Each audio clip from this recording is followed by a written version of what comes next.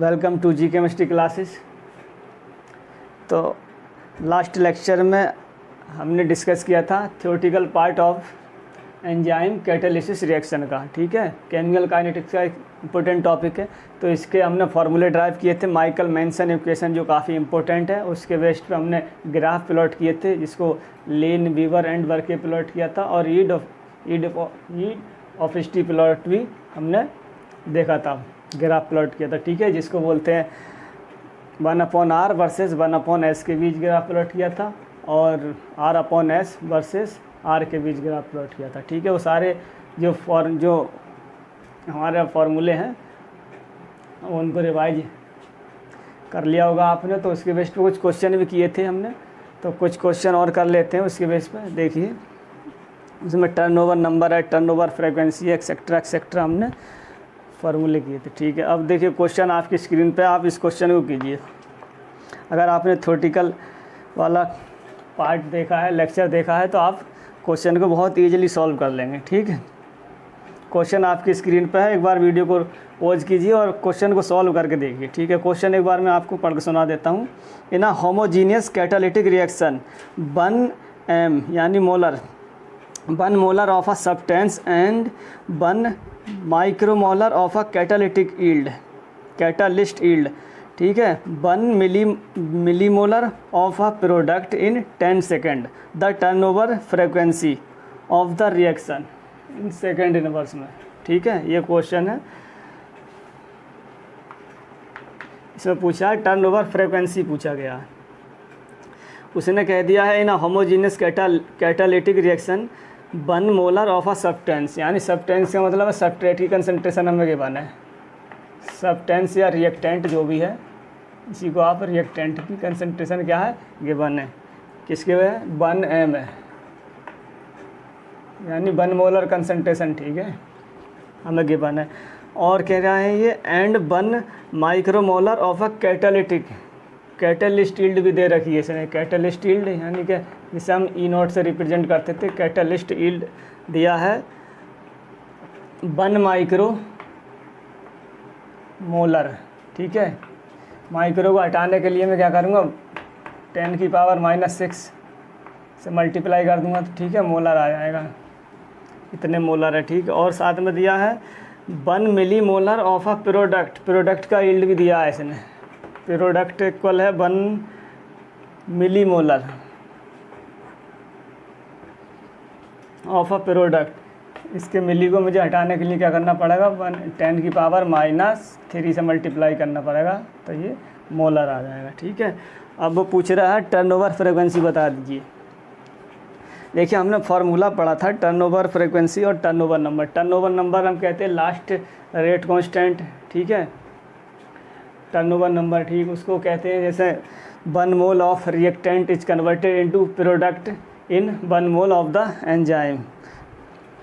और turnover frequency किसे कहते हैं, turnover number divide by time. ठीक है, इसमें पूछा है टर्नओवर फ्रीक्वेंसी पूछा, तो टाइम भी दिया होगा इसने, देखता हूँ एक बार फिर से। हाँ, कह रहे हैं 1 millimole of product in 10 second, time भी दिया है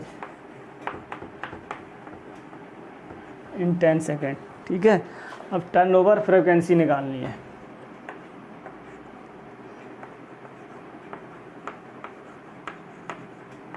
turnover frequency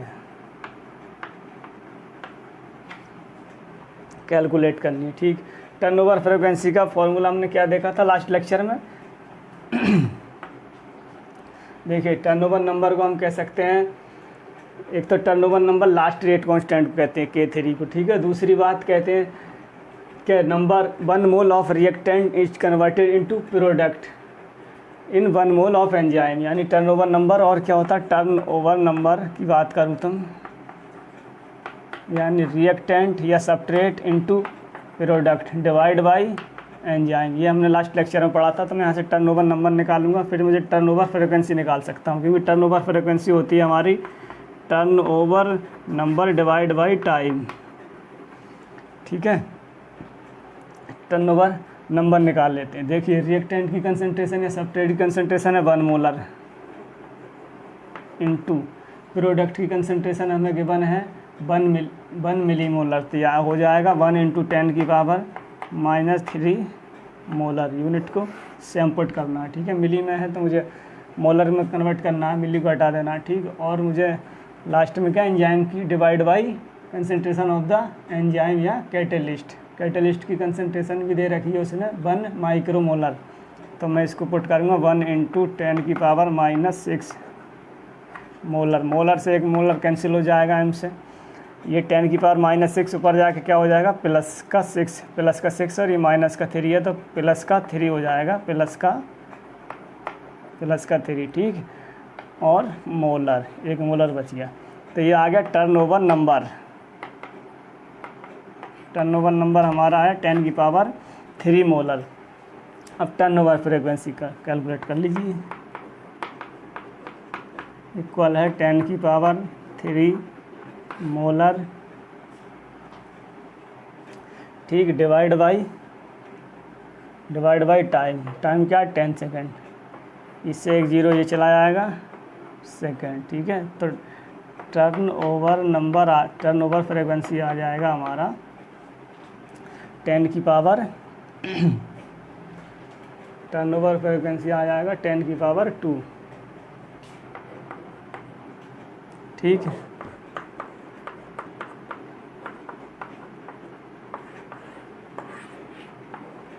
second inverse turnover frequency आ जाएगा हमारा 10 की पावर 2, ठीक है। ये हो जाएगा हमारा आंसर। ऑप्शन देख लीजिए कौन सा ऑप्शन हो गया, बी। नेक्स्ट क्वेश्चन देख लेते हैं। नेक्स्ट क्वेश्चन, ठीक है। नेक्स्ट क्वेश्चन है Bmax and Km for a enzyme catalyze reaction are 2 × 10 की पावर -3 मोलर पर सेकेंड and 1 × 10 की power -6 molar respectively. The rate of reaction when the substrate concentration is 1 × 10 की power -6 molar is. Rate of reaction पूछा है, ठीक है। Question आपके सामने, एक बार सॉल्व करके देखिए इसको भी, ठीक है। करते हैं solve. Bmax and Km for the enzyme दे रखा है इन रेस्पेक्टिवली। Bmax हमने पढ़ा था Rmax होता है, मतलब मैक्सिमम रेट कितना है 2 × 10 की पावर -3 मोलर पर सेकेंड। और Km की वैल्यू दे रखी है इसने, Km यानी माइकल मेंटन कांस्टेंट, जो भी इसको आप कहते हैं, 1 × 10 की पावर -6 मोलर, ठीक है, रेस्पेक्ट, ठीक है। और द रेट ऑफ रिएक्शन आपसे पूछा, सबस्ट्रेट कंसंट्रेशन भी उसने दे दिया, सबस्ट्रेट का कंसंट्रेशन दिया है 1 × 10 की पावर -6 मोलर, ठीक है। रेट बता दीजिए।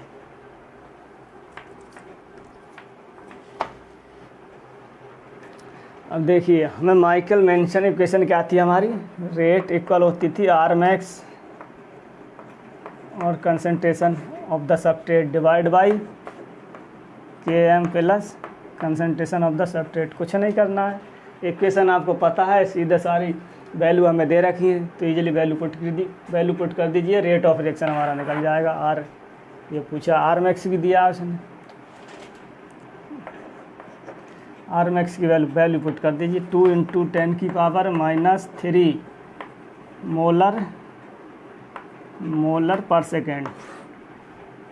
और कंसंट्रेशन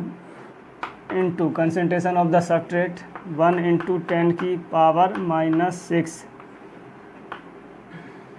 मोलर, ठीक है, डिवाइड बाई Km की वैल्यू 1 × 10 की पावर -6 मोलर प्लस सबस्ट्रेट की कंसंट्रेशन 1 × 10 की पावर -6, ये दे रखा है सब कुछ। सॉल्व कर दो इसको, क्या आ जाएगा 2 × 10 की पावर -6 और -3 कितना हो जाएगा 2 × 10 की पावर -9 और मोलर का स्क्वायर हो जाएगा डिवाइड बाई 10 की पावर 6 इधर है, 10 की पावर 6 इधर है, तो कितना हो जाएगा वो 1 प्लस 10 की 1 इंटू 10 की पावर -6 प्लस 1 इंटू 10 की पावर -6, तो ये हो जाएगा 2 इंटू 10 की पावर -6 मोलर। एक मोलर से कैंसिल हो जाएगा, ठीक है। ये वैल्यू आ जाएगी इसकी, 2 से 2 कैंसिल हो जाएगा, और ये 10 की पावर -6 ऊपर जाकर प्लस का हो जाएगा, तो 10 की पावर -3 बचेगा, और मोलर। ये क्या आ जाएगा, रेट आ जाएगा हमारा निकल कर, रेट ऑफ रिएक्शन, ठीक है। सॉरी, आर मैक्स की वैल्यू सेकेंड इनवर्स है ना, तो ये मोलर इनवर्स सेकेंड भी रहेगा साथ में, ठीक है। यूनिट को साथ में लेकर चलना है, सेकेंड इनवर्स भी रहेगा। मोलर 10 की पावर -3 सेकेंड इनवर्स, ठीक है। ये क्या थी हमारा, रेट ऑफ रिएक्शन निकल के आ गया, 10 की पावर -3 मोलर सेकेंड इनवर्स। देख लीजिए कौन सा ऑप्शन है। बस इस तरह के क्वेश्चन आते हैं। अगर आपने थ्योरी को अच्छे से पढ़ा, थ्योरेटिकल पार्ट, तो बहुत ईजिली क्वेश्चन हो जाएंगे। कौन सा ऑप्शन हो गया, ऑप्शन हो गया आपका सेकंड, ठीक है, ऑप्शन बी। चलिए नेक्स्ट क्वेश्चन करते हैं। क्वेश्चन है, क्वेश्चन करके देखिए, ठीक है। क्वेश्चन है, for an enzyme substrate reaction a plot between 1/r versus 1/s yield a plot of 40 second. If enzyme concentration is 2.5 micromolar then the catalytic efficiency of the enzyme.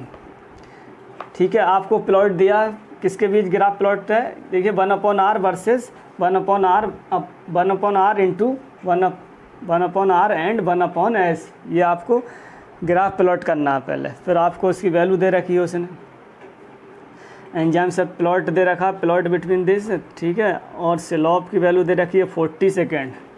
Slope दिया है, slope आपको दिया है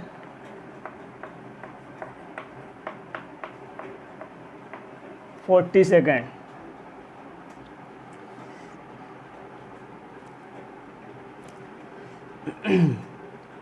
if the enzyme concentration दे रखी है 2.5 micro molar, इसको मैं लिख सकता हूँ माइक्रो 2.5 इंटू 10 की पावर -6 मोलर हो जाएगा, ठीक है,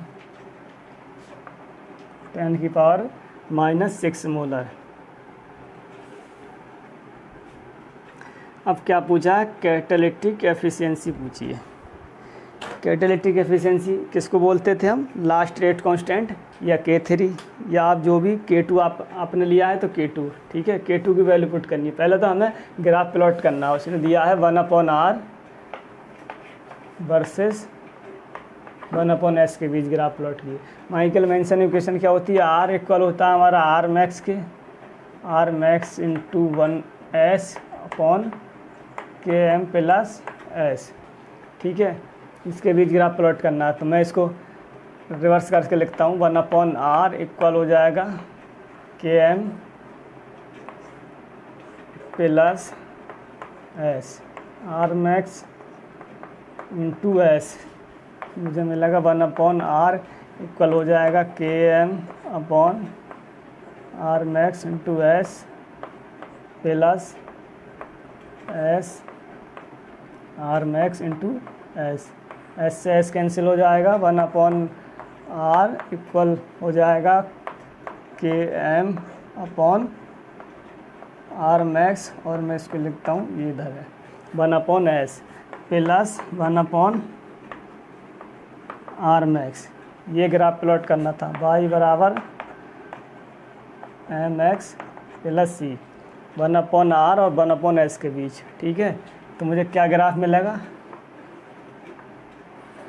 मैंने x एक्सिस पे क्या ले लिया 1/s, और y एक्सिस पे 1/r, तो मुझे स्लोप मिलेगा पॉजिटिव, और स्लोप है क्या हमारा, है वह Km अपॉन R मैक्स, ठीक है। और इंटरसेप्ट कितना है, 1/r आर मैक्स, और उसने स्लोप दिया है हमें, स्लोप यानी ये वैल्यू दे रखी है उसने के एम अपॉन आर मैक्स की,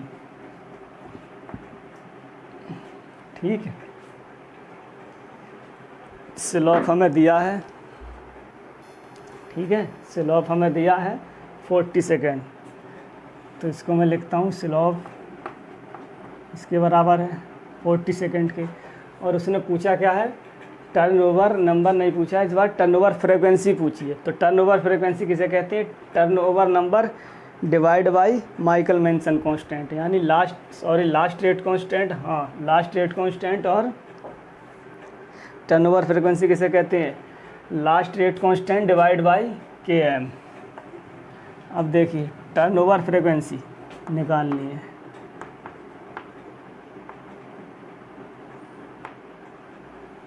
क्या निकालना है हमें, टर्नओवर फ्रीक्वेंसी,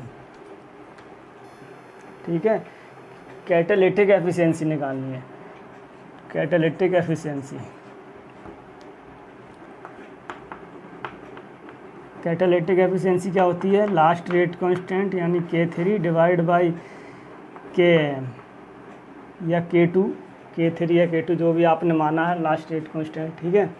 मुझे K3 और Km की वैल्यू मिल जाए तो कैटालिटिक एफिशिएंसी निकल जाएगी। देखिए मुझे स्लोप दिया है केवल उसने, और साथ में वैल्यू दे रखी है उसने initial concentration of the enzyme या टोटल कंसंट्रेशन। देख मैं 1 मैक्स क्या होता है, 1 मैक्स होता है K3, ये किसके इक्वल होता है, इसकी वैल्यू अगर मैं लिखूँ तो 1 आर मैक्स को मैं लिख दूँगा K3 and initial concentration of the enzyme.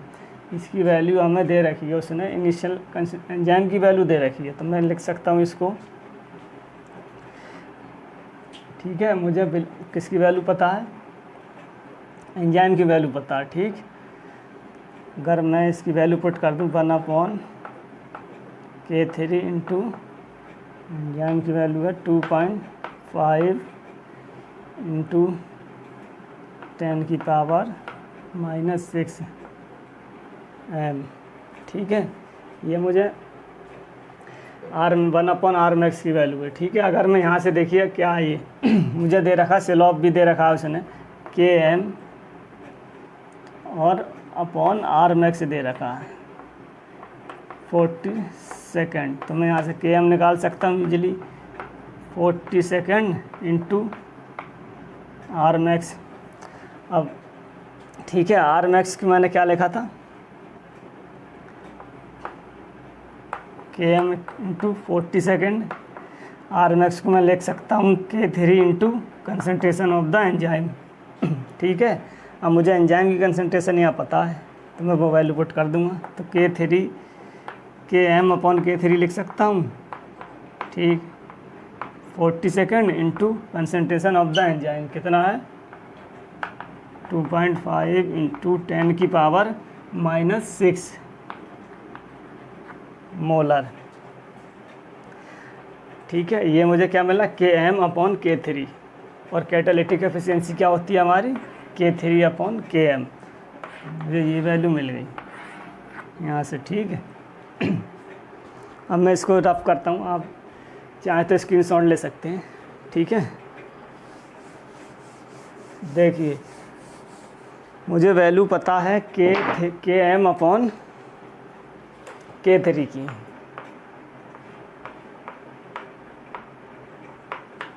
कितनी है 40, तो मैं उसको क्या करूँगा